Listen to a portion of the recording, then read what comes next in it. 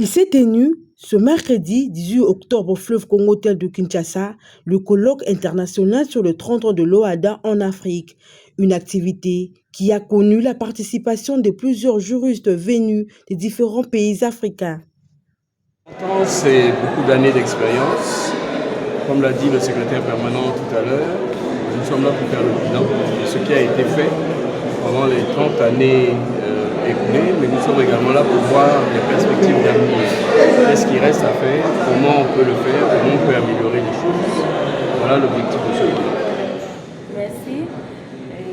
L'OHADA fête en effet ses 30 ans. On a fêté l'anniversaire hier avec différents cocktails et dîners. Aujourd'hui, les activités scientifiques ont commencé et c'est le colloque international sur l'OHADA 30 ans après, bilan et perspective.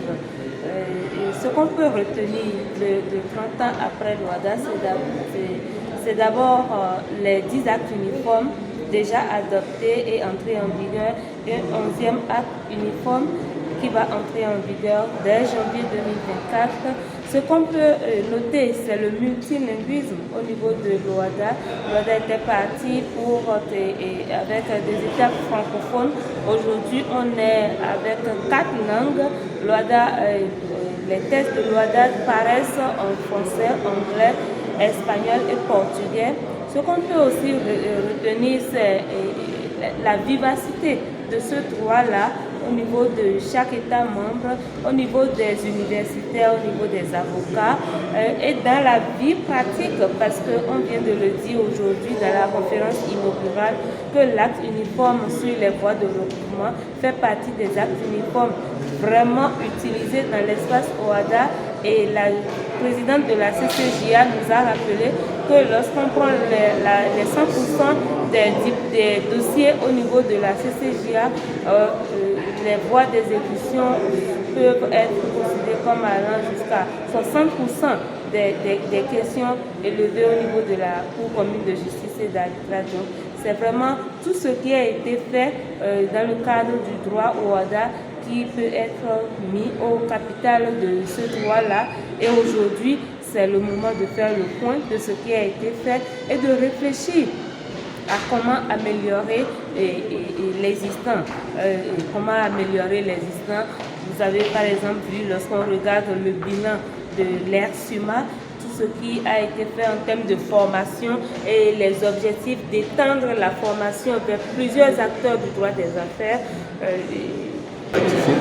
Ce qu'il faut savoir, c'est que c'est un instrument capital pour le développement de nos économies. Parce que vous voyez, lorsque nous avons des investisseurs qui viennent investir en Afrique, il faut bien qu'ils sachent qu'il y a une justice de qualité qui pourra, n'est-ce pas, leur être utile en cas de litige.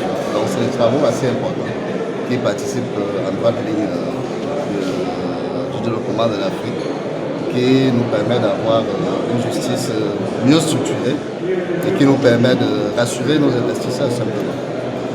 Donc nous pensons que les travaux qui ont commencé ce matin avec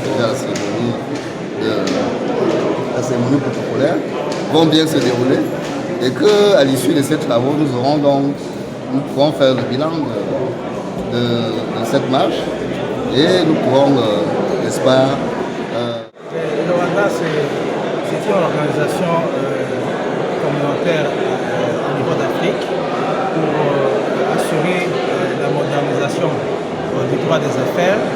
C'est une communauté qui comprend beaucoup d'États et la RDC est pratiquement le dernier État à avoir adhéré à l'OHADA.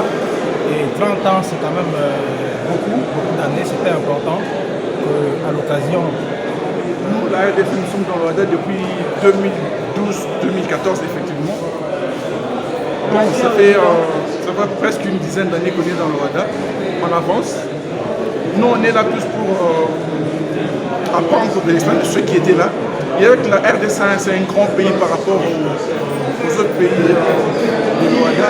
Donc l'OHADA a intérêt aussi à apprendre de la RDC. Nous avons notre expérience avec notre système comptable. Maintenant, nous sommes dans l'OHADA. nous allons voir dans ce qui existait et dans ce qu'il faut apporter, ce que nous pouvons apporter en tant que RDC. Vous n'avez pas trouvé l'inconvénient ou de la réalité africaine et nous pouvons affirmer, sous réserve de ce que nous allons entendre, parce que les responsables des institutions de l'OHADA sont là, ils vont essayer de nous expliquer ce qui n'a pas marché et ce qui a marché, mais visiblement c'est une évolution dans notre droit. Nous pensons que l'OHADA favorise quand même les affaires et ça crée quand même un bon piment pour faire avancer les affaires au pays. Et nous espérons que le pays va aussi s'atteler pour mettre en place tout ce qui manque, tout ce qui est prévu par le WADA, mais qui n'est pas encore mis en place au Congo, pour que nous puissions avoir tous les instruments, les cadres institutionnels, les cadres juridiques au niveau national pour faire fonctionner cette organisation.